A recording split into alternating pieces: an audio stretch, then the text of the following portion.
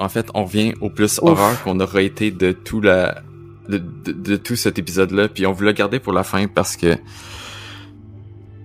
Parce que les deux, on a freaké quand on l'écoutait. La première fois que je l'ai entendu, je pense que j'ai arrêté de respirer. Hey, salut gang, bienvenue sur Écho de montagne. Le podcast où on vous jase de tout ce qui résonne avec la randonnée.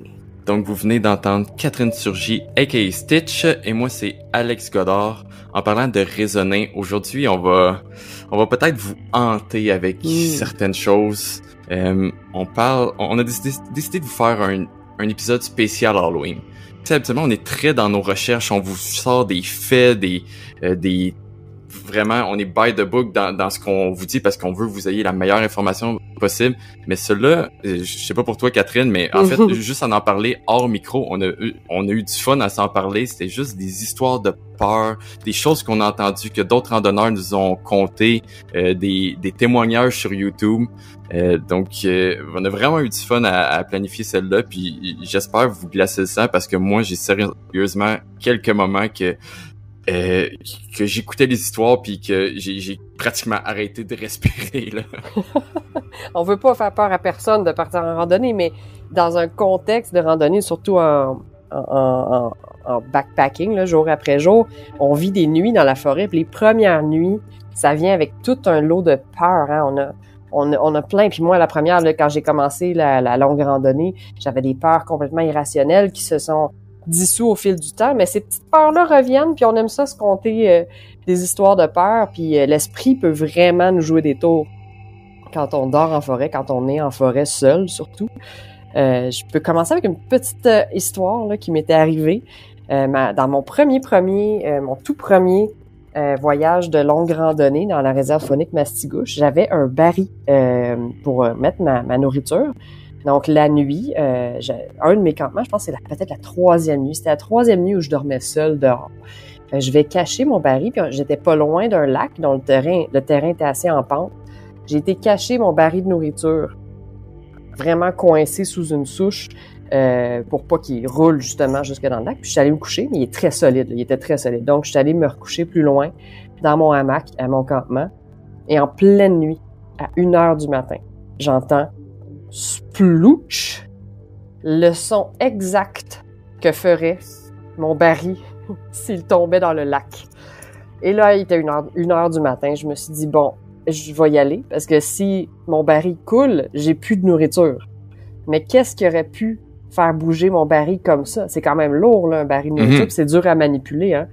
Fait que je mets ma frontale, je sors de mon hamac, je marche sur le sentier en direction de l'endroit où j'aurais glissé mon baril, puis là, je m'imaginais en train de sauter dans le lac en pleine nuit pour aller récupérer le baril avant qu'il coule pendant qu'il y a encore un peu d'air dedans. Fait que je regarde du côté du lac, je regarde du côté de la forêt où j'ai caché mon baril. J'arrive à la hauteur où je l'avais caché, et puis j'avais le cœur qui me débattait, là, puis pouf, mon baril est là, intact, intouché, derrière la souche. Mais il y a quelque chose qui a fait un gros splouch à 1h du matin, puis j'aurais jamais su ce que c'était. C'est fou, hein, des fois, surtout la nuit comme ça, puis tu sais, même des fois chez nous, je vais me réveiller, t'es à moitié endormi, puis ton esprit te joue des tours, fait qu'en forêt, c'est encore pire, tu sais, le moindre craquement, là, c'était même plus un craquement, toi, c'était vraiment un bruit plus intense, là, mais de pas savoir c'est quoi, là, il fait noir, t'es pas tout à fait réveillé, ça fait juste comme escalader vite dans ta tête, puis là, tu t'imagines toutes sortes de scénarios, là. Mm-hmm. On peut entendre des voix. En fait, il y a des histoires vécues de gens qui entendent des voix, puis j'en ai entendu, j'ai des témoignages de ça sur l'Appalachian Trail. L'Appalachian Trail, en fait, c'est un cas à part, parce qu'il y a eu quand même son lot d'histoires mystérieuses là, sur l'Appalachian Trail. Combien de meurtres déjà? Au total, je pense que tu as fait tes recherches. Ouais, 13 c'est 13. Depuis 1974, hein, quand même. J'ai plus la date exacte, ouais, par contre. Ouais, je l'ai devant moi, puis okay. Il y en a, là, ce qui est le plus fréquent, c'est qu'il y en a là-dedans qui sont toujours non résolus, hein, même avec les technologies qu'on a aujourd'hui. Il y a quelques meurtres sur l'Appalachian Trail qui demeurent à ce jour non résolus. Puis il y a quelques lean-to en chemin, les abris trois côtés, qui seraient hantés.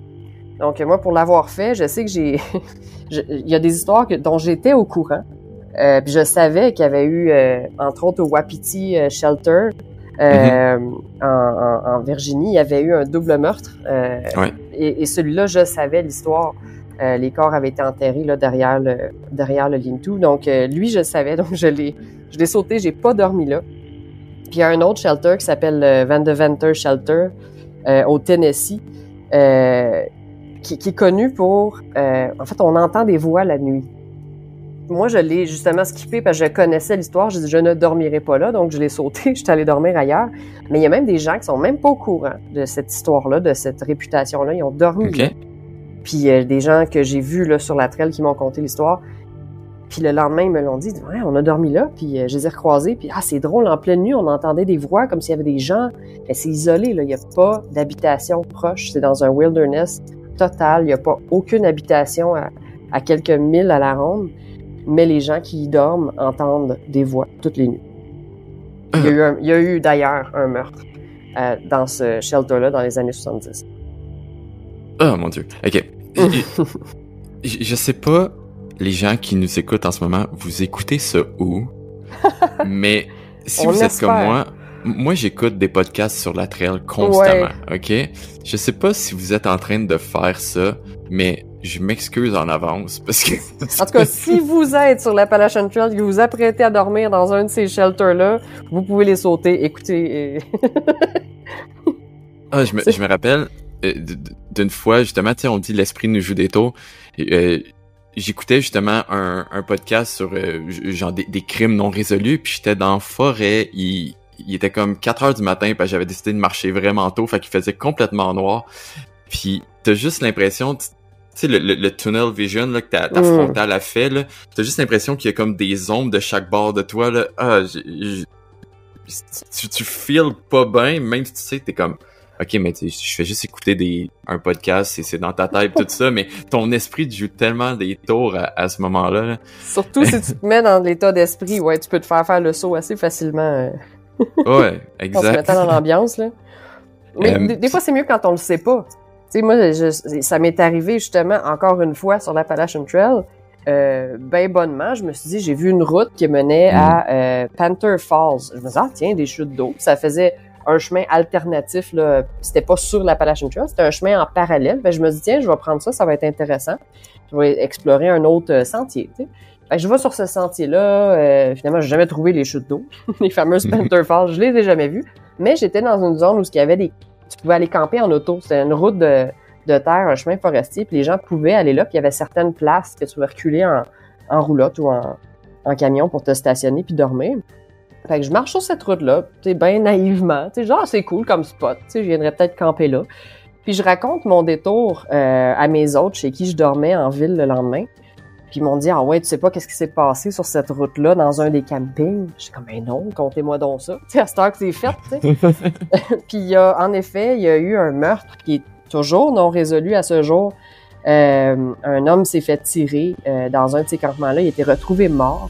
Mais le plus bizarre dans toute cette histoire-là, c'est qu'ils ont toujours pas trouvé le meurtrier. Et 1 an, jour pour jour, après avoir retrouvé le corps, il y a des gens qui sont retournés sur les lieux du crime et ont retrouvé le portefeuille de la victime intact.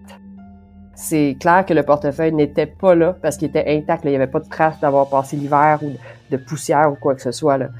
Intact sur les lieux du crime, 1 an, jour pour jour plus tard. Puis le meurtrier est toujours dans les parages. Là. Mais ça, je l'ai su après être passé par là. Donc, je suis très heureuse de ne pas l'avoir su avant. Ben, t'aurais juste tout simplement j'aurais pas été là. J'aurais pas passé par là. Mais il y a tellement d'histoires sur l'Appalachian Trail, là, puis là, on rentre vraiment comme dans le un ami d'un de mes amis me contait toutes ces choses-là, mais il y a un témoignage sur YouTube. Les gens qui écoutent beaucoup YouTube, puis des YouTubeurs de randonnée la connaissent sûrement.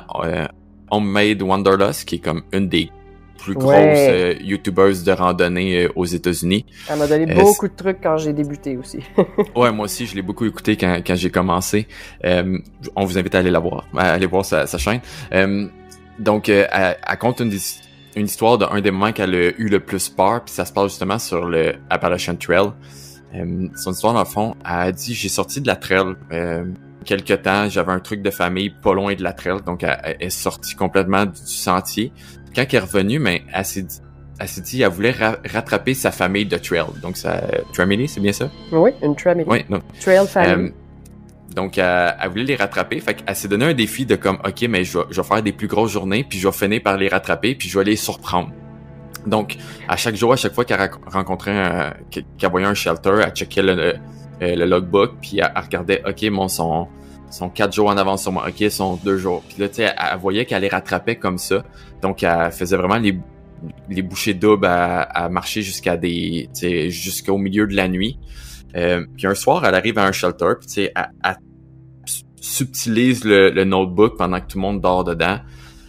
Elle lit, elle voit, OK, tu sais, elle est contente, elle les a presque rattrapés. Elle redépose le notebook, elle continue sa marche pendant la nuit.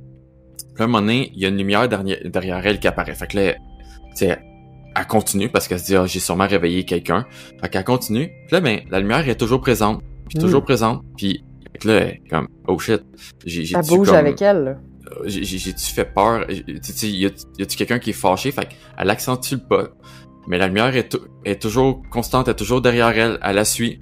Fait qu'elle accentue encore plus le pas. Tu sais, à un point que elle se dit, il faudrait que tu sois vraiment un randonneur très expérimenté. Puis surtout, au milieu de la nuit, tu sais, il faudrait que tu aies vraiment de l'énergie pour marcher au rythme que je marche en ce moment.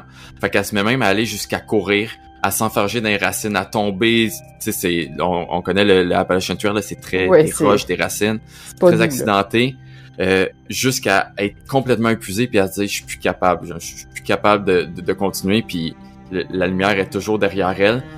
Donc, elle se décide tout simplement je vais fermer ma frontale, puis je vais me cacher dans la forêt. Je vais sortir du sentier, puis je vais me cacher dans les buissons, je vais me coucher à terre. Donc, c'est ce qu'elle fait. Elle se couche à terre et elle a les larmes aux yeux, là, tu sais, complètement terrifiée. Ouais, exact. Pour ça, ensuite se retourner pour voir la personne était rendue derrière elle et se rendre compte que c'était seulement la lune qui était sortie au même moment.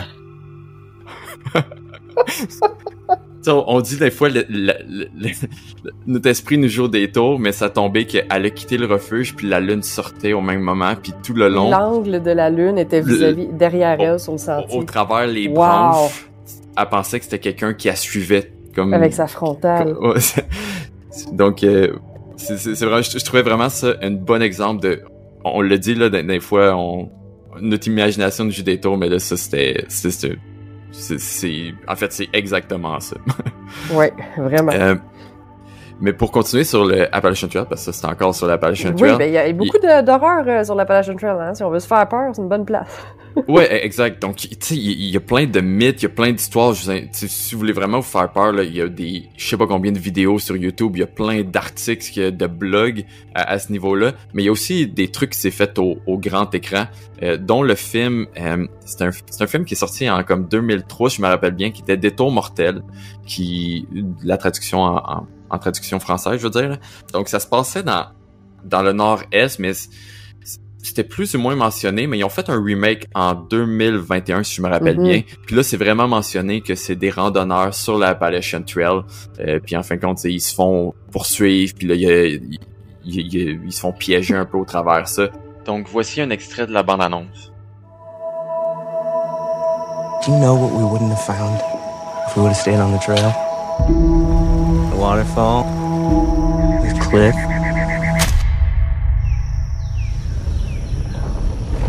What is that? Oh my God! I saw someone. It's a story people know but don't talk about. Except in whispers, like a ghost story. Le côté mystérieux de l'Appalachian Trail est très, très, très présent dans le folklore des États-Unis. Ouais, vraiment. Puis en fait, souvent, ces films-là sont souvent inspirés de faits réels ou comme d'histoires entendues au travers les branches. Puis j'en ai une là-dessus que j'ai fini par sortir en faisant mes recherches là-dessus. C'est en 2016, c'est dans les High Mountains au New Jersey. Donc je pense qu'on n'est pas tout à fait sur l'Appalachian Trail, mais on est quand même dans la chaîne des Appalaches, là, pas nécessairement sur le tracé. il y a des trappes qui ont été retrouvées, des trappes, des pièges qui ont été retrouvés sur le sentier, vraiment faites à la main. Donc, si je peux vous donner quelques exemples, là, il y avait des planches avec des clous au travers qui étaient enterrés avec les clous qui pointaient vers le ciel sur le sentier, de façon vraiment que tu marches dessus. Il y avait des barbelés, il y avait des bouteilles de vitre qui étaient brisées, qui étaient plantées dans le sol de manière que tu marches sur la partie qui est coupante. Oh my. Donc, décidément, il y a quelqu'un qui en voulait aux randonneurs.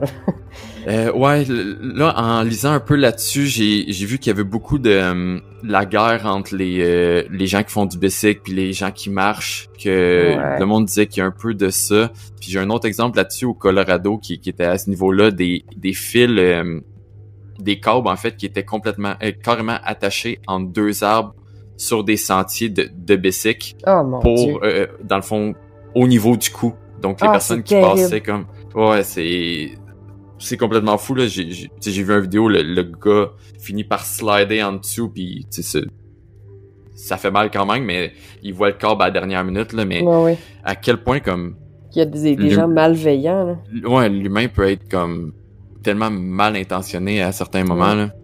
Ben, c'est pas mal la plus grande menace hein, sur les sentiers.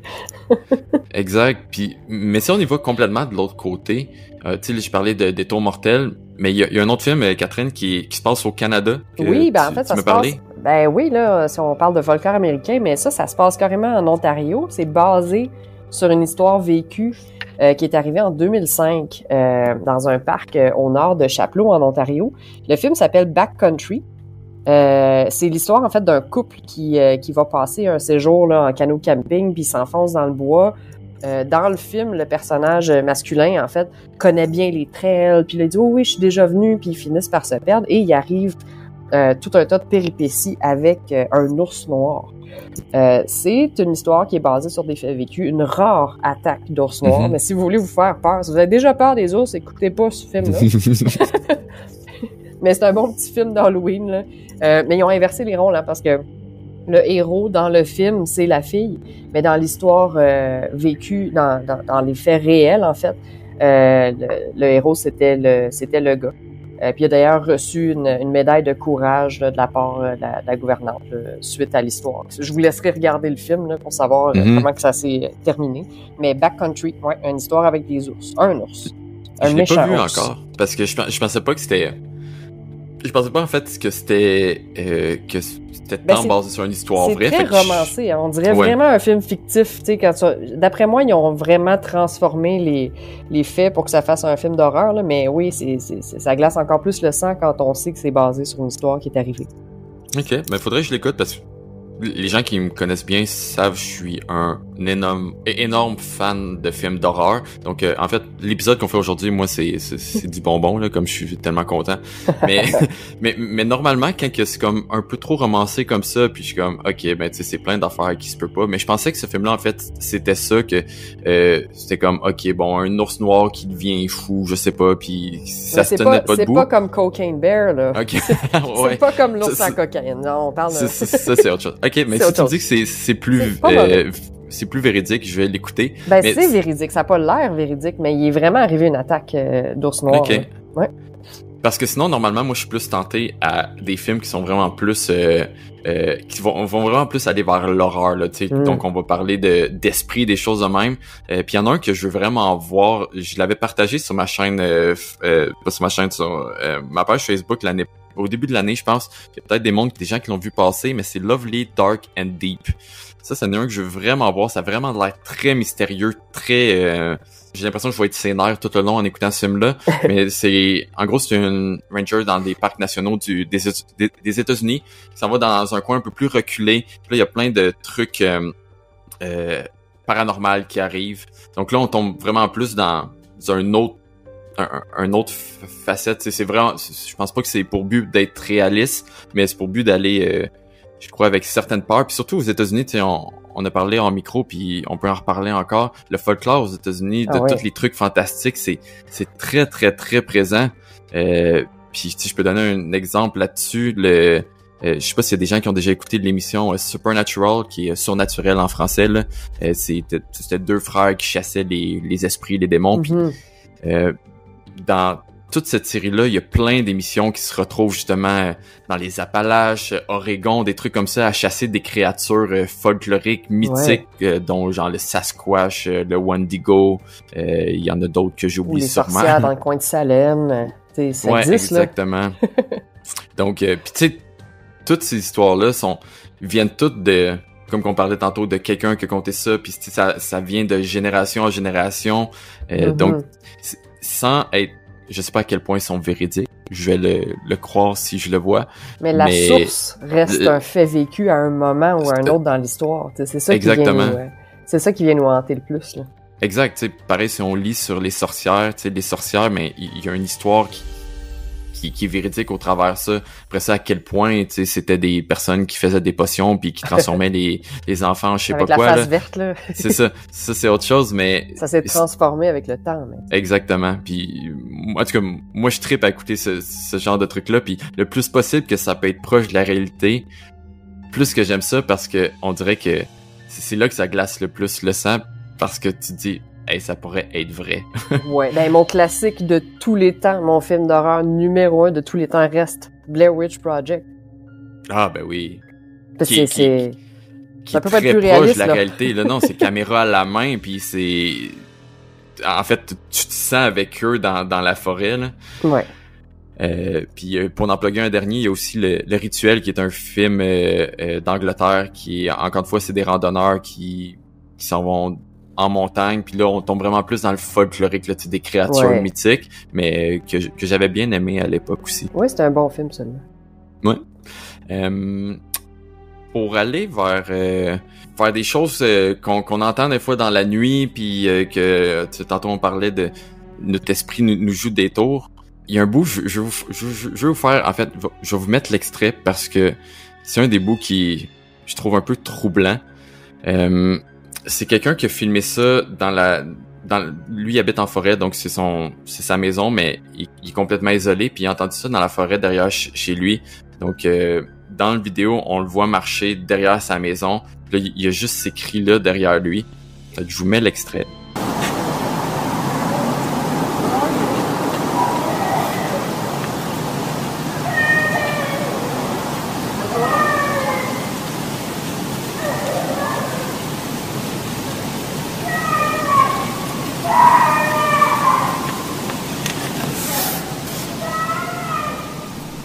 Donc, on peut vraiment entendre, on dirait une jeune fille crier un enfant crier daddy, daddy, puis l'histoire dit pas en fin de compte qu'est-ce qui s'est passé. Le gars dit qu'il a fait il a cherché puis sans rien voir, puis le lendemain, il a rien trouvé comme des nouvelles d'un enfant disparu ou peu importe quoi.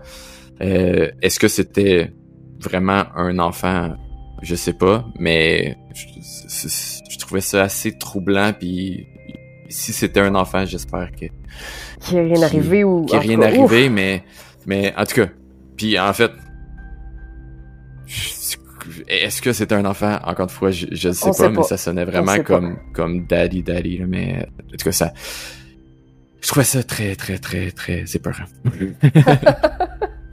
Merci pour l'extrait. Plaisir. Je suis là pour ça. On va bien dormir. Ouais. Parlant de dormir, oui. Toi, ça t'est sûrement déjà arrivé, mettons, la nuit, en campement, que ton esprit joue des tours, t'as-tu déjà entendu des voix, des bruits bizarres? De là, entendre des voix, non, mais en fait, si oui, j'ai dû me dire, c'est rien, puis c'était peut-être juste genre un animal, mais il y a une fois que je me dis que c'est un animal, puis comme ça peut rien être d'autre qu'un animal, tu sais, rationnellement c'est ça, mais je vais vous conter l'histoire, puis il y a des gens, je l'ai sûrement déjà conté, mais j'adore conter cette histoire-là, parce qu'on voit à quel point aussi je suis lunatique dans la vie et j'oublie tout. Donc ça se passe au Yukon. J'étais faire 3 semaines environ de randonnée au Yukon, et puis la dernière journée avant de partir, je remplis mes choses, tu sais, je pack mon sac pour prendre l'avion le lendemain. Il faut prendre l'avion le lendemain matin. Puis je me rends compte que j'ai plus ma GoPro. GoPro que j'avais apporté comme ça, même si j'ai toujours ma vraie caméra, mais j'avais apporté la GoPro d'un coup que j'allais en avoir besoin. Puis effectivement, mais cette journée-là, j'en ai eu besoin. Je me suis dit, ça serait drôle de...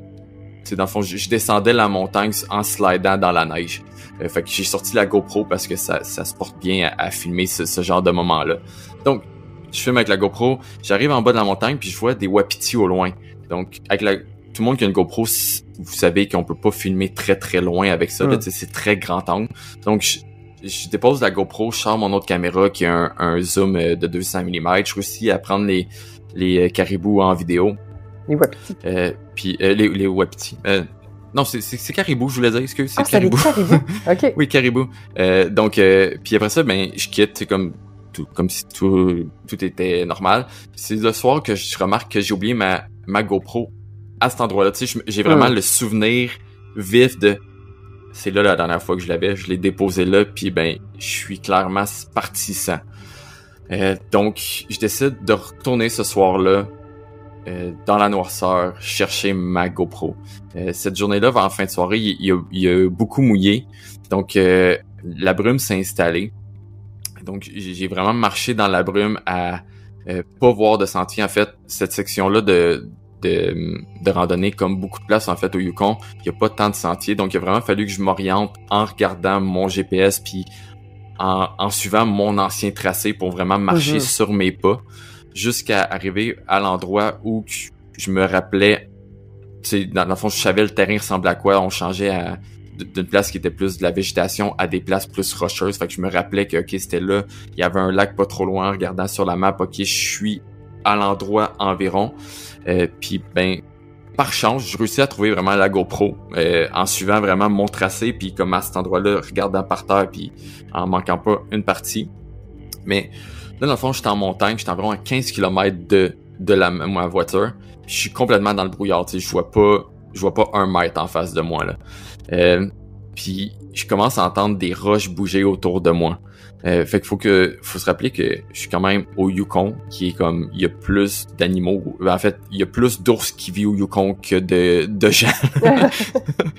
Fait que, tu sais, ma première idée, c'est comme, fuck. C'est sûrement genre grizzly ou quelque chose de même. Fait que, j'essaie d'être rationnel avec ça, puis de me dire, hey, c'est la même place que j'ai vu des wapitis, ça doit être des wapitis, puis that's it. Fait que, je fais juste la chose qu'il y a à faire, c'est-à-dire faire du bruit, à ce moment-là, je prends juste mon cellulaire, je me mets un podcast que je me mets à l'épaule, dans ma poche d'épaule, puis tu sais, je le mets le son dans le fond, puis je me surprends même, tu sais, à répondre au podcast pour comme faire encore plus de bruit. Fait que tu sais, je me rappelle, c'était un podcast d'humour, puis j'étais comme oui, c'est ben trop drôle ça, juste pour faire encore plus de bruit. Forçais à rire. Ouais, je me forçais. Okay, ouais. Mais en tout cas, fait que j'ai fini de sortir de cet endroit-là comme sans rien, mais je me rappelle qu'à ce moment-là, c'est sûrement un des moments que je me suis vraiment senti le moins en sécurité de ma vie. Puis sûrement avec raison, là, puis en fait, avec raison et sans raison, tu sais, comme je dis, c'est peut-être juste des caribous ou quelque chose de même, mais ça aurait pu être quelque chose de plus dangereux, donc j'ai juste pris toutes les précautions possibles pour que ça se passe du mieux que ça pouvait se passer. En riant très fort. Ouais, mais c'est ça, mais reste que je me suis senti très petit dans mes shirts à ce Oui. moment-là. Fait que voilà mon histoire de bruit sur le sentier. Mais tu sais, puis moi j'ai une histoire de bruit, mais comment dire, écoute, c'est un autre niveau, là. Encore une fois, je reviens sur l'Appalachian Trail. Je rentrais dans le Vermont, puis j'ai croisé un couple qui avait dépassé cette zone-là parce qu'ils marchaient vers le nord. Moi, je marchais vers le sud. Puis on a lunché ensemble, je jase un peu avec eux de ce qui s'en vient pour moi. Eux, je jase avec eux de ce qui s'en vient pour eux. Puis là, ils me disent « Ah, by the way, en passant, tu sais, si t'arrives dans le coin de Kennington, dors pas à l'abri du Mont Pico. Il y a un shelter, là, il y a un abri, même c'est une petite cabane fermée là, avec une porte. Ils disent il nous est vraiment arrivé de quoi de complètement fou. On a vraiment eu la chienne de notre vie. Je suis comme, voyons, mais qu'est-ce qui s'est passé, tu sais? On est arrivé un soir, tu sais, puis on s'est installé dans l'abri. Il y avait déjà un sleeping bag puis du stock, du vieillot, un peu, tu sais, un peu magané, tu sais. Mais bon, ils se sont installés dans l'autre coin de l'abri. C'est un grand abri quand même. Fait que ils se sont dit, il y a sûrement un hiker qui il y a un randonneur qui est là, peut-être qu'il va revenir, ou ça peut-être du stock abandonné, tu sais. Fait qu'il s'installe pour la nuit, il s'endorme. En plein milieu de la nuit, le propriétaire des effets personnels qui était là se promène autour de l'abri et avec une grosse clé à molette commence à taper sur les murs et sur le toit et sur les murs en faisant le tour en marchant. Bang, bang, bang, tout le tour de l'abri. Le couple se réveille en sursaut, ils entendent ça, ils voient la silhouette à travers la fenêtre passer avec une clé à molette. Ils vont comme, nous, on s'en va d'ici au plus. Écoute, ils ont ramassé leurs affaires, ils ont pacté approximativement, sont partis sans même le croiser pendant qu'il était derrière l'abri. Ils n'ont jamais communiqué avec cette personne-là, puis sont partis camper ailleurs. Le plus loin possible. Ils ont marché presque toute la nuit. Donc, ce personnage-là, en fait, est connu des autorités. C'était un squatteur avec un historique de maladie mentale qui squatte cet abri-là depuis maintenant presque 2 ans et qui terrifie les randonneurs qui essayent d'y dormir. Donc, ça-là aussi, je l'ai skippé. Je comprends. C'est ça. Ça me fait penser à un autre témoignage que j'ai vu sur YouTube d'un randonneur qui s'appelle Ike Slam. Fait que vous allez, si vous voulez le trouver le témoignage, vous allez être capable de... Ike Slam. Ike Slam? Ike avec... ouais. Fait que je sais pas si le S, il l'a mis à Slam ou c'est à Ike avec un Ike S. Slam, mais, ok. En tout cas, donc, vous allez être capable de le trouver. Il était encore sur l'Appalachian Trail, foutu Appalachian Trail. Colin, on s'en sort pas. Jamais On y jamais revient tout j'irai. le temps. Jamais. Moi, c'est fait, c'est fait. Donc, il était sur la portion Virginie. C'était juste un bout. Il voulait juste faire une portion de sentier, en fait. Donc, il commence à trouver sur le sentier plein de déchets. Puis sur chacun des déchets, il y a plein de notes dessus. Pour vous en lire une partie, là, j'ai pris quelques bouts qui nous a montré. Mais tu sais, c'est vraiment des notes un peu... comment dire, c'est de folie, que je dirais quasiment, là. Fait que, pour vous donner un exemple, j'étais un randonneur seul, j'ai trop marché et maintenant je suis en pierre. Ben, il est raqué, le pauvre. Il avait des trucs incompréhensibles. Ouais, plein de trucs comme ça. Il envoie des dizaines et des dizaines comme ça, même jusqu'à un point de trouver des notes comme ça sur des déchets avec un canard fraîchement tué. Là. On le voit dans la vidéo, le canard, il est pas en décomposition, il est fraîchement tué. Il est super beau, mais avec comme le cou brisé. Là. Donc, ça devient très macabre. Il finit par croiser deux randonneuses qui, dans le fond, il va les accompagner un bout parce que les randonneuses ont vu aussi ces genres de notes-là. Donc, ils sont un peu terrifiés. Fait qu'ils raccompagnent un peu jusqu'à leur voiture. Puis lui, il finit par aller camper un peu plus loin. Puis rendu au shelter, en fait, il prend le logbook. Il regarde dedans les notes. Là, il y a plein de trucs comme que vous avez tous pu voir, là, des dessins, des notes, puis tout ça. Mais la des dernière... randonneurs des nuits d'avant. Ouais. C'est ça. Mais les dernières pages sont remplies par... plusieurs pages de folie comme qu'on a vu sur tous les déchets. Donc vraiment, comme je dis, environ 2, 3, 4 pages de suite là, d'écriture comme ça avec plein de trucs qui font aucun sens. Fait qu'il finit par ranger le livre, il signe son nom puis il range le livre. Mais tu veux pas, tu vas te coucher puis t'as comme juste ça en tête qui tourne autour de la tête, qui tourne dans ton esprit. Puis il finit par entendre que ça bouge autour du shelter, fait qu'il sort sa tête pour regarder, puis il y a juste comme quelqu'un qui est dans la forêt, qui est autour du shelter. Fait qu'il sans hésiter, puis je pense que j'aurais fait sûrement la même chose, puis surtout tu sais au stade mental que t'es à ce moment-là, de comme tout t'inquiète là, il fait juste ranger toutes ces choses, puis il part, puis il retourne, comme je lui disais, il faisait juste une portion. Fait qu'il marche jusqu'à sa voiture, puis il s'en va là. Donc, ouais, il y a des trucs comme ça, puis tu sais, l'histoire dit pas comme c'était qui cette personne-là. Il y a des... Il y a jamais eu d'explication. Là. Ouais, il y a des rumeurs que ça disait encore une fois que c'était quelqu'un peut-être d'itinérant sur le sentier. Mais reste que c'est assez pour terrifier quelqu'un, puis comme on disait tantôt, surtout comme... Là. Non, exact. J'ai une autre petite note, ils me font penser à quelque chose que j'ai vu aussi, encore une fois, devine où? Pas sur l'Appalachian Trail. Écoute, oui, sur l'Appalachian Trail, dans le sud de la Pennsylvanie. Il y avait des petits fils suspendus aux branches de chaque côté de la trail, à toutes les 500 mètres à peu près, on en trouvait un. Un petit fil avec un trombone, puis un petit sachet de plastique. Puis dans le sachet de plastique, il y avait une petite note pliée en tout petit. Puis on en a pris une, parce que ça faisait comme plusieurs qu'on observait, moi et mes amis. Puis eux autres aussi, ils commençaient à en voir. « Hey, t'as-tu vu ça? » Ben oui, moi aussi, j'en ai vu une. Fait qu'on a décidé d'en ouvrir une, tu sais. Écoute, c'était comme des codes d'espions. C'était tapé à la dactylo, comme. Puis c'était comme des codes, des mots. Tu sais, il y avait le mot Russian. Après ça, il y avait Area 51. Il y avait des codes, des chiffres, des lettres, plein de trucs incompréhensibles, tout condensé dans une petite note, là, un gros comme un post-it, mais plié en petits carrés comme ça. Puis il y en avait partout le long de la trail. Puis cette année-là, les gens en trouvaient, ils postaient les photos sur Facebook. Personne n'était capable de dire ça venait d'où, qui a mis ça là et pourquoi et c'était quoi les codes. Peut-être que c'était juste une blague, peut-être que c'était juste un petit canular que quelqu'un s'est dit « Ah tiens, ça va être drôle de confondre les gens comme ça. » On n'a aucune idée ce que c'est. Donc, personne n'a trouvé l'origine des petites notes suspendues avec des trombones.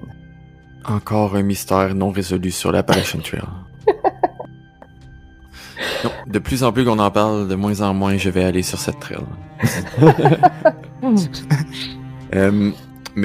Mais ça fait un bon lien vers une autre histoire que j'ai, que je pense que, puis je l'ai vécu au Yukon, là, comme je disais, les animaux, je suis capable de dealer avec, je sais quoi faire en fait pour ouais, parce que c'est relativement prévisible.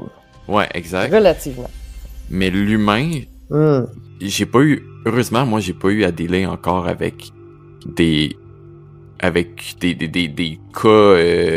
un peu inquiétants ou violents ou peu importe sur la trail. Mais il y a une autre histoire, sûrement d'autres personnes qui connaissent encore ce YouTuber-là, Jupiter Hikes, qui est encore un des très gros du monde du true hiking aux États-Unis. Il compte son histoire de la fois qu'il a eu le plus peur sur le sentier.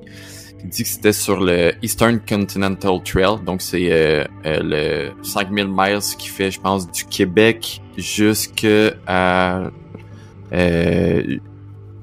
la pointe, ben en fait, qui fait toute la côte est en fait de l'est là. Ouais, ça inclut l'Appalachian Trail. Ça part là, carrément de Key West, puis ça finit à Forion. Là. OK, fait que ça va jusque-là, OK. Ah oui, c'est le Eastern Continental, fait que c'est vraiment la trail de tout l'est du continent. L'Appalachian Trail étant la partie centrale. Ça finit au Québec. Ouais. En fait, techniquement, ça finit à Terre-Neuve, mais bon, lui, il était... Ouais, c'est ça. Pour cette histoire-là, il était rendu à la portion Alabama. Donc, il dit, dans le fond, cette portion-là, c'était que de la route. Donc, il n'y avait pas plus ou moins de place pour dormir. Donc, à un certain moment donné, il décide de juste... Il mouillait dehors, donc il décide de juste se coucher en dessous d'un pont, de se dire, OK, mais je vais me réveiller le plus tôt que c'est humainement possible pour partir puis laisser comme aucune trace, que personne sache que j'ai été là. Donc, malheureusement, son sommeil est trop profond puis il se réveille pas. Il finit par dormir plus longtemps que prévu. La fatigue l'emporte sur lui. Qu'il se fait réveiller, en fait, par quelqu'un qui pointe un gun en lui disant que c'est son terrain. Fait que lui, il est là, pourtant, il se dit, mais pourtant, je suis sur le bord d'une route, mais comme la personne veut rien savoir, elle dit, ben, cette route-là passe sur mon terrain, c'est à moi ici, blablabla. Fait que, on est tôt le matin, il y a des gens qui commencent à passer pour aller travailler, fait qu'il espère que, à un certain moment donné, quelqu'un va appeler des secours, tu sais, va appeler comme la police. Mais la police finit par ne jamais arriver. Il se dit, bon, ben c'est l'Alabama, c'est juste normal, cet endroit-là. Mais heureusement, il finit par réussir à s'expliquer avec la personne, tu sais, que c'est un randonneur, qui il habite en Floride, qu'il est juste de passage, il a juste dormi là pour la nuit, blabla. Puis le gars commence à y proposer comme, tu sais, de toutes les choses qu'il pouvait y proposer comme aide, il dit « Ok, mais tiens, tu veux-tu un couteau? Tu veux-tu... » Genre, jusqu'à même, il proposé « Veux-tu un gun? » Mais jamais, comme, il proposait « Veux-tu de la bouffe? » Comme, il dit « S'il y a bien une chose que j'aurais voulu à ce moment-là, c'est sûrement de la nourriture, des choses comme ça, mais pas un couteau ou pas genre un gun. » Mais, en tout cas, je peux comprendre que ça doit être une des pires histoires que tu peux vivre, de te réveiller avec quelqu'un qui pointe un gun sur toi, là, c'est... Ça réveille mal. Ouais. Surtout, c'est pas du tout dans notre culture, là. Non, puis je pense que c'est ce qui est le plus... qui est sûrement le plus inquiétant... En fait, le plus déboussolant pour nous. Puis je pense qu'Athan t'avais un exemple là-dessus sur un truc sur le Pacific Crest Trail, là, comme dans un genre de dompe, là, où, avec des... Ben, c'était au début de la Pacific Crest Trail, tu sais, j'étais plus ou moins expérimentée dans cette région-là. Là, je commençais à la Pacific Crest Trail, c'était ma première très longue randonnée, tu sais. Puis j'étais avec une autre randonneuse, une Française, puis on avait vu sur la map qu'il y avait un lieu qui s'appelait Mike's Place. C'est un gars qui a comme un chalet, puis il dit qu'il accueille les randonneurs sur son terrain, puis on est les bienvenus pour camper là. On a vu ça sur la map, on n'a pas vu de photos, là. Là, on a dit, OK, on va aller là. Puis il y a un point d'eau, il y a en fait, il y a un collecteur d'eau de pluie. Donc, il y a un point dans le désert, hein. Fait que c'est pas mal tout ce qu'il y a. Fait que en même temps, c'est un point d'eau, c'est parfait, on va camper là, tu sais. On arrive là, on passe la clôture, parce qu'il y a une clôture comme avec du barbelé un peu arraché, qu'il faut traverser pour rentrer sur le terrain. Puis là, il y a des voitures abandonnées, il y a des cibles tu sais, pour le tir à l'arc ou le tir au gun, là. Il y avait des cibles un peu partout dans le fond du terrain. Il y avait un vieux chalet tout barricadé. Visiblement, il y avait personne sur place, mais il y avait des caméras tout autour du chalet qui pointaient vers les terrasses du chalet puis le terrain, tu sais. Fait qu'on s'est regardé, moi puis elle, parce qu'on était les premières sur place, il y avait personne d'autre. On s'est dit, no way qu'on campe là. J'avais vraiment une mauvaise... tu sais, un mauvais feeling, là, une mauvaise vibe, là. Puis en fin de compte, il y avait comme à peu près 6 randonneurs qui nous suivaient, puis qui sont rentrés derrière nous par les clôtures, puis tout qu'on les connaissait, puis on dit « Oh non, on va tous camper là ensemble, ça va être chill, ça va être correct. » De toute façon, il y a personne dans le chalet, mais on sait pas s'il y a quelqu'un dans le chalet. Il y a tellement de véhicules autour. On n'a jamais su s'il y avait quelqu'un dans le chalet, mais on a campé là quand même, puis avec les gens, avec la gang, on se sentait un peu plus en sécurité. Mais pourtant, c'est un lieu qui disait qu'il était supposé être... en tout cas, les gens ont campé là sans problème. Là, les nuits d'avant, les commentaires étaient bons, mais c'était un lieu... je te dirais qu'après ma base, ce serait pas mon choix. Mon premier choix. Non, mais tu sais, ça revient un peu à justement à ce que je disais, tu sais, quand c'est un peu loin de notre culture, tu sais, comme tu dis, là, les cibles de guns, puis tu sais, je veux dire, le lieu était un peu pittoresque, fait que c'est toutes des choses qui alimentent notre imagination, puis qui nous fait dire comme est-ce que c'est sécuritaire ici? Parce est-ce qu'on a qu'il va se passer quelque chose? C'est ça, on a peut-être écouté trop de films d'horreur qui se passent en campagne creuse américaine aussi, là, les massacres à la chainsaw et compagnie, là. Exactement. Oui, ça file très massacre à la tronçonneuse, effectivement. Je peux enchaîner avec une histoire qui s'en va ailleurs complètement, en fait. C'est Sam de la chaîne Northwest Wind. Fait que ce bout-là, vous allez être aussi capable de le trouver sur Internet si ça vous tente. Après, dans le fond, lui, il s'en va juste faire du camping. Tu sais, il sort de sa voiture, il va faire du camping un overnight, puis c'était juste ça son but.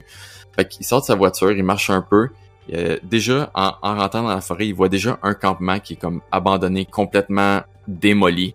Mais tu sais, il décide de continuer son chemin en se disant comme... en se demandant ce qui s'est arrivé, puis en espérant que ces gens-là, comme... qu'il n'y ait rien arrivé, exactement. Rendu un peu plus loin, tu sais, il monte son campement, tout ça.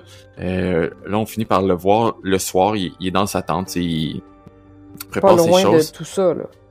Oui, dans le même secteur, là. OK. Donc, il finit par entendre des pas autour de sa tente, puis ça, je pense que c'est comme une des pires hantises de tout randonneur, c'est d'entendre des pas autour de ta tente quand t'es supposé être tout seul, parce que... Humain. Il est pas humain, je pense que c'est la pire affaire. En fait, de toutes les manières possibles, tu veux pas entendre des pas, peu importe c'est quoi, parce qu'après ça, ça peut escalader vite dans ta tête, puis comme ça peut bien se passer, là, mais... fait que la pire hantise, c'est d'entendre des pas, puis c'est ce qui se passe à ce moment-là, il entend des pas autour de sa tente, puis les pas, se rapprochent de plus en plus de sa tente, jusqu'à même à commencer à toucher sa tante. Tu sais, lui, il est son premier réflexe, c'est de dire allô, parce que tu te demandes est-ce que c'est humain, est-ce que c'est un animal. Tu veux une réponse, là. C'est ça. Tu veux une réponse. Puis là, pas de réponse. Puis là, il commence à toucher sa tante, puis il a commencé à défaire sa tante pour la faire collapser sur lui. Fait que clairement, à ce moment-là, pousser sur la toile, là. Ouais, puis à défaire les attaches. Les attaches pour comme que les tiges s'effondrent sur lui. Oh boy. Donc là, il se rend clairement compte, en fait, que c'est humain, puis qu'ils sont deux personnes autour de lui. Donc, il finit par dire j'ai un couteau, je vais sortir. They're walking around outside in circles.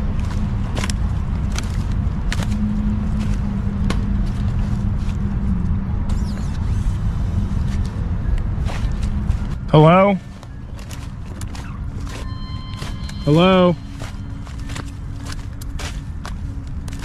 Alright, I don't like this. Hello? Hello? They're touching my tank. Stop. Hello? Hello? Alright, I'm getting out of here. Hello? Hello? I don't know what this is, but we're getting out of here. Hang on. Hello? Okay, they're walking away now. What do you want? What do you want? I have a knife. Where's my knife? You're with me. With me here.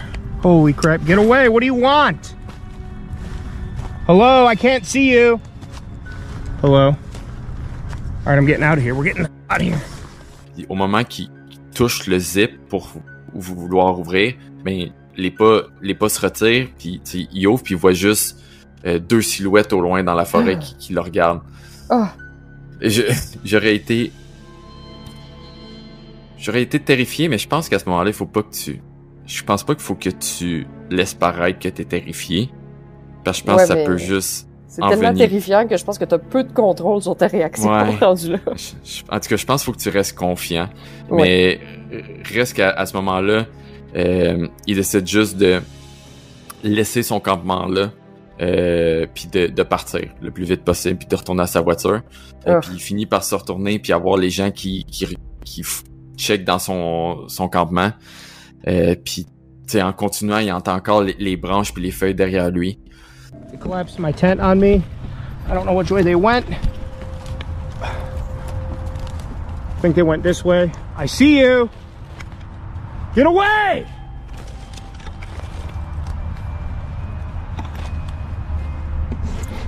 Alright, I'm spooked. I don't like this. Get my headlamp on and we're getting out of here right now. They're just standing there. They're just standing there. What do you want? Leave me alone! Alright, they're moving again. I don't know, I'm getting out of here. We're going. I'll come back for this some other time. Alright, out of here. I'm leaving, don't follow me! I don't know where to go. I don't know which way to get out of here. I smell your cigarette, I can hear you! I hear you! I hear them coming. Can't see the shadow, here's a path. Okay, get me there. I'm recording all of this! I'm calling the police! Alright, I'm back on the path. Back on the path. Okay. Okay. Get away from me! Mais il finit par réussir à atteindre sa voiture, à s'en aller, puis à revenir le lendemain, pour se rendre compte qu'en fin de compte, ben tout son équipement est là. Ils ont absolument rien fait. Donc c'était probablement juste des gens malfaisants qui voulaient lui faire peur. Soit qui voulaient juste y faire peur, ou qui voulaient peut-être pire, mais ça on ne saura jamais. On saura jamais. Ou peut-être c'était des esprits. Qui sait? Qui sait?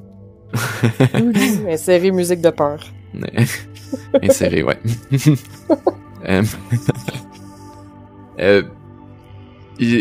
Ça fait suivre à une autre histoire de justement des trucs qu'on entend autour de notre tente. C'est 3 étudiants en janvier 2022 qui font du camping juste à côté de leur tente. Donc, pas de leur tente, de leur véhicule. Donc, ils sont directement à côté. Tu sais, sont autour du feu, puis y a rien de spécial qui se passe. Puis à un moment donné, t'entends vraiment des cris au loin, puis tu commences à entendre des cognements contre les arbres, au point que les étudiants finissent juste par décider de partir. Ils sont à côté de leur véhicule, de pacter toutes leurs choses, puis décider de partir. L'histoire dit pas c'était quoi, mais je vous mets l'extrait, là. Hear that? Get Trevor. Austin, get the light.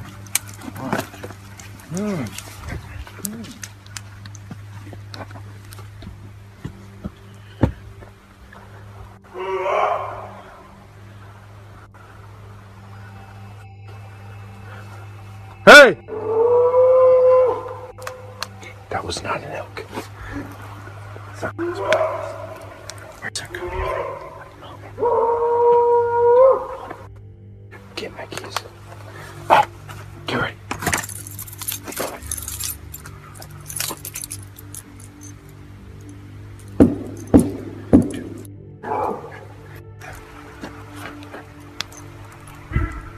Je pense c'est encore une fois, c'est assez pour glacer le sang, puis être à côté du véhicule comme ça, je pense que peut-être je serais parti aussi. Parce que est-ce que ça revient toujours à ce qu'on dit, est-ce que c'était animal? I don't know. Ouais. Mais c'est juste, si c'est humain, comme pourquoi quelqu'un voudrait faire ça, puis c'est quoi ses intentions derrière ça, tu sais. C'est quoi le motif, là, tu sais? Puis jusqu'à où que ces gens-là veulent aller, ça revient à tout ce qu'on disait, les pièges sur le AT pis ces choses-là. Vraiment, ce qui me fait le plus peur sur le sentier, c'est ce qui peut se passer face à l'humain, puis face à la malfaisance que les gens peuvent avoir, là. Ouais. Il y a tout plein de gens tordus, puis en tout cas. Mais je pense que tu voulais enchaîner, en fait. Pas juste. Je pense qu'on peut enchaîner avec un extrait. Oui, c'est ça. En fait, des fois, on est persuadé que c'est des animaux, puis c'est quasiment moins pire. Sauf, des fois, quand le cri, on n'est pas capable de l'identifier, puis c'est un cri vraiment qui glace le sang. Mm-hmm. J'étais en Arizona avec mon copain, et cette nuit-là, on était dans la zone avant le Mont Lemmon, qui est un super beau parc. C'est magnifique, les montagnes là-bas. Puis on était comme en haut on était sur un petit plateau en haut d'un canyon. C'était magnifique. Puis cette nuit-là, moi, je me suis dit, tiens, je vais m'installer pour faire du cowboy camping, camper à la Belle Étoile, tu sais, parce que ça annonçait peut-être être une belle nuit, tout. Je me suis même installée pour dormir à la Belle Étoile avec ma bâche à terre. J'avais sorti mes affaires. Puis au moment où on allait se mettre au lit, je sens 2-3 gouttes d'eau. Oups! Puis il commençait à avoir une fine pluie. Fait que je dis, je pourrais pas dormir à la Belle Étoile s'il pleut. Donc, je range mes choses, puis je me rapatrie dans la tente avec mon copain. Fait qu'on décide de dormir dans la tente. C'est une très bonne chose, parce que à quelque part dans la nuit, vers minuit, 1h, en pleine nuit, en fait, on dormait dur, puis on s'est fait réveiller par un cri. Mais un cri très aigu. Je vais vous le faire entendre, je vous en parle après, là. On a un extrait.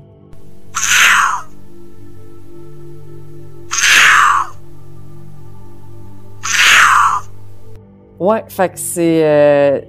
on pouvait... C'est sûr que c'est animal, clairement. Même si ça peut sonner comme une... Mais en tout cas, si c'est quelqu'un vraiment est en train de se faire torturer, là, une femme en... Je sais pas, là. La première fois qu'on a entendu le cri, le premier cri, on pensait que c'était une femme qui hurlait. Puis après ça s'est répété, puis ça s'est rapproché de notre tente. Puis là, on s'est dit, clairement, c'est un animal, mais qu'est-ce que c'est? Puis on n'arrivait pas à mettre le doigt dessus. J'avais jamais entendu un cri comme ça. Au début, je me suis dit, ça sonne peut-être comme un petit chat, vu que c'est aigu. Fait que je misais peut-être sur le lynx, mais on n'avait pas de réseau pour vérifier. On a eu du réseau seulement le lendemain matin. Pendant qu'il faisait clair et tout, pendant la journée, heureusement. Et j'ai découvert que non, ce n'était pas un lynx, ce n'était pas un petit félin, c'était une femelle cougar mature. Et on parle pas des autres cougars, là, on parle d'une femelle cougar animale. Ok, c'était pas des cris de cougar, ok. non, oui, c'était des cris de cougar, oui, mais mais pas de... L'animal, le félin. L'animal. C'est ça. qui était en fait en chaleur et qui appelait son partenaire, évidemment, qu'on ne souhaitait pas voir près de notre tente. Fait que ça s'est arrivé en pleine nuit. Elle a passé juste à côté de notre tente. Puis elle a passé son chemin. Elle nous a probablement vus, elle nous a probablement sentis. Mais elle a continué elle a continué à appeler son copain. Elle était en mode mission, là. Fait que. Je pense que c'est autant terrifiant de pas savoir c'est quoi que de savoir c'est quoi. Ben, c'est que ça nous est arrivé à nouveau une autre nuit plus tard sur le sentier. Oui, dans les Mazadzal Mountains, le même cri au loin. On s'est dit, oh non, c'est pas vrai. Puis il se rapprochait, puis là, on savait que c'était une femelle cougar, et elle se rapprochait, puis elle a passé à peut-être au son, là, parce qu'on l'entendait hurler. Celle-là, elle a passé un peu plus loin, là, peut-être à une centaine de mètres en contrebas dans le ruisseau, mais c'est arrivé une deuxième fois, et là, on savait. Fait que je sais pas qu'est-ce qui est le pire, de savoir ou de pas savoir. Non. Je vais m'en aller complètement ailleurs avec ma prochaine histoire. Tantôt, je disais que le Yukon était une des fois que je me suis senti le moins à l'aise, puis en fait le plus petit comme en tant qu'humain. Mais là, si j'ai vraiment compté la fois que j'ai eu le plus peur, c'est celle-ci. Dans le fond, j'étais en Italie à Punta Campanella. J'ai sûrement massacré, désolé. Donc, c'est une pointe pas loin de Naples puis Pompée. Donc, c'est comme une pointe qui avance dans la mer.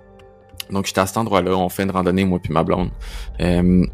Puis, rendu au bout de la pointe, c'est vraiment comme une falaise. Puis, à cet endroit-là, moi, j'avais décidé il y a comme une place que tu peux descendre puis faire un peu comme... Il y a des chaînes, puis moi, j'ai descendu jusqu'au bord de l'eau. Puis là, tu sais, je vois ma blonde qui est en haut, elle me regarde en haut de la falaise, puis tout ça, puis blabla. Fait que je regarde en bas, je finis par remonter. Mais quand j'arrive en haut, je la trouve plus. Je suis vraiment de tôt, puis je sais absolument pas où. Fait que je commence à regarder, tu sais, il y a comme une genre de maison abandonnée. Je regarde, tu sais, je fais tout le tour des pièces de la maison abandonnée, je la vois pas. Je m'en vais jusqu'à une extrémité, je la vois pas. J'ai une autre extrémité, je m'en vais jusqu'à pointe. Je la vois pas. Jusqu'à comme... C'est à ce bout-là que le pire embarque dans ma tête, puis que je deviens genre... En fait, que la peur embarque, puis que le stress, puis tous les pires scénarios embarquent dans ma tête de... Est-ce qu'elle est tombée? T'sais, fait que je me mets à crier comme j'ai jamais crié, à crier son nom. Alexia!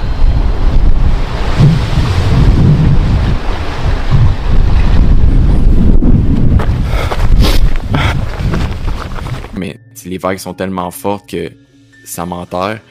Puis à regarder comme partout où est-ce que je peux voir en bas. Oh, que tu souhaites pas voir rien. Non, exactement. Puis tu sais, à la limite, je me dis, tu sais, je vais-tu voir de quoi? Comme les vagues l'ont juste comme ramassé, puis ce moment-là dure environ 3 minutes que je crie son nom, puis je cherche partout. Ouf. Jusqu'en fin de compte, à remonter un peu, puis elle est finie par la voir au loin. Elle avait comme pris une autre place qui était un autre sentier qui apportait sur le bord de l'eau. Oh. Puis je fais juste partir à courir, puis comme je la prends, tu sais, je la sors dans mes bras comme je l'ai jamais serrée là. Qu'est-ce qu'il y a? Comment tu sais? Ça va? Tu t'étais tombé. Oh, t'es fou!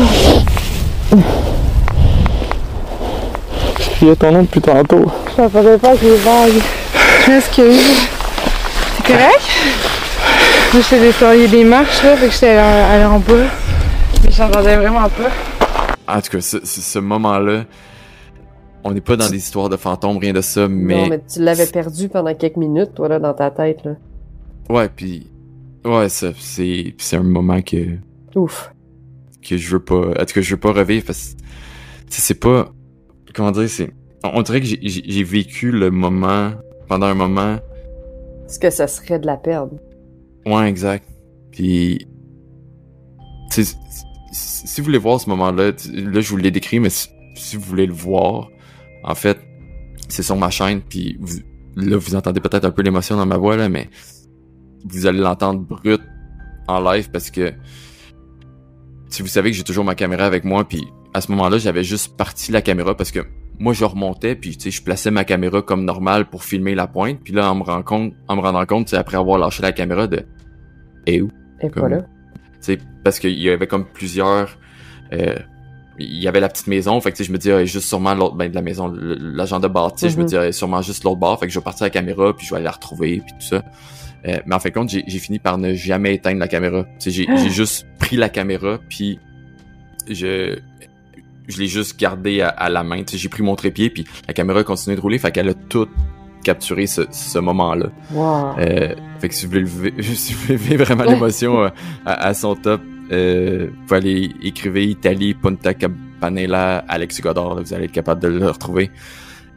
Mais oui, c'est vraiment le moment que j'ai le plus peur, parce que comme tu dis, puis j'espère ne jamais revivre ce moment-là. En fait, si j'ai à revivre ce moment-là, mais c'est quand on va être très très vieux, puis que comme ça va être, je vais m'attendre que comme c'est normal, la vie va nous apporter là, mais là, de le vivre à 30 ans, c'était comme horrible. C'était complètement effrayant. Là. C'est moitié une histoire d'horreur, moitié une histoire romantique. Ouais. Pour changer... On revient dans l'horreur, là. On revient dans l'horreur. En fait, on revient au plus horreur qu'on aura été de tout de tout cet épisode-là, puis on voulait le garder pour la fin parce que parce que les deux, on a freaké quand on l'écoutait. La première fois que je l'ai entendu, je pense que j'ai arrêté de respirer. Puis même là encore, je revois ce moment-là, je rentends ce moment-là, puis à chaque fois, je pense que mon corps shut down pendant une fraction de seconde. C'est tellement épeurant. Je vous mets un peu en contexte. C'est un randonneur un randonneur qui s'amuse, lui, son fun c'est vraiment ça, là, sa caméra elle roule presque tout le temps, donc la nuit à son campement, la caméra elle roule, puis donc ça capture toutes sortes de choses, puis normalement, en fait, ça capture rien, parce que il se passe rien. Mais cette fois-là, on peut le voir marcher dans la forêt en pleine nuit, puis à un certain moment donné, on finit juste par entendre quelque chose au loin, puis je vous jure, ça va vous glacer le sang. Je vous laisse l'extrait. Imaginez-vous marcher dans la nuit avec avoir rien autour de vous autre que votre le faisceau de la lampe frontale. Ouais, exactement, autre que ce que vous éclairez, puis vous entendez ce qui suit.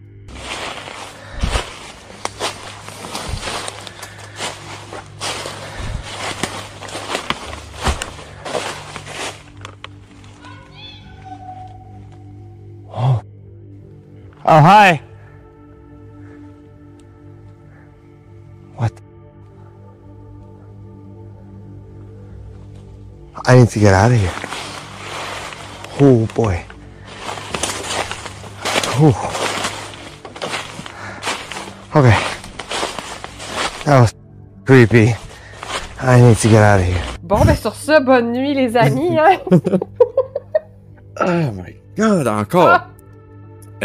Tu sais, oui, c'est peut-être arrangé. En fait, on souhaite que ce soit arrangé, mais quand même. Souhaite, mais comme... j'ai aucune idée. Je vais vous le traduire, là, mais on entend « I see you » au loin, donc « je te vois ». Ah, non, juste non. Dans la nuit, comme, encore une fois, est-ce que c'était un son animal? Je ne sais pas. Peut-être une déformation, un coyote, mais qu'on entend... Nous, on hallucine ICU, mais c'est une hallucination auditive d'un coyote, on espère. Mais en tout cas, est-ce que c'était animal? Peut-être. Ou sinon, c'est juste creepy, mais comme des plus creepy que j'ai vu et entendu. Si j'étais à sa place et que j'entendrais ça, je sais pas si je continuerais à en randonnée, pour vrai. En fait, lui, c'est ce qu'il a décidé de faire, il est juste parti. Ouais. Puis l'histoire ne dit pas qu'est-ce que c'était, mais C'est une très mauvaise blague. Si c'est une agaçant. blague. Ouais, si. En tout cas, là-dessus, c'est des si, hein. c'était notre dernière histoire. Ouh, tout un épisode d'Halloween. On espère ouais. que vous n'êtes pas en train de randonner dans le noir en écoutant cet épisode. Ah non, surtout pas rendu à ce moment-là. Oublie ça. Je viens de me pisser dans les pantalons en marchant. Fait que là-dessus, j'espère que vous avez eu du fun avec cet épisode-là parce que nous, on a vraiment aimé ça. Comme on disait au début, vraiment aimé ça, faire ces petites recherches-là, puis en fait, à se faire peur tout seul, là, comme avec l'exemple de la fin. Puis on vous souhaite une belle Halloween. Je sais pas si c'est une fête mais en tout cas, amusez-vous à écouter des films d'horreur, puis à vous faire peur, puis à aller marcher en forêt, ça va être le fun. Je sais pas. J'aimerais aussi dire que si vous voulez nous voir en conférence, moi et Catherine, on est en conférence. Donc Catherine a des conférences sur le Arizona Trail, elle a des conférences sur le Pacific Crest Trail et sur la Appalachian Trail. Personnellement, j'ai des conférences sur le Pérou qui s'en viennent aussi. Donc vous pouvez voir les événements, on l'a annoncé sur notre page Facebook, mais vous êtes aussi capable de la trouver sur nos pages Facebook personnelles à chacun. Donc, allez voir ça. On a des dates partout au travers le Québec. Merci de nous écouter, puis on se revoit dans un prochain épisode. À la prochaine! Bye!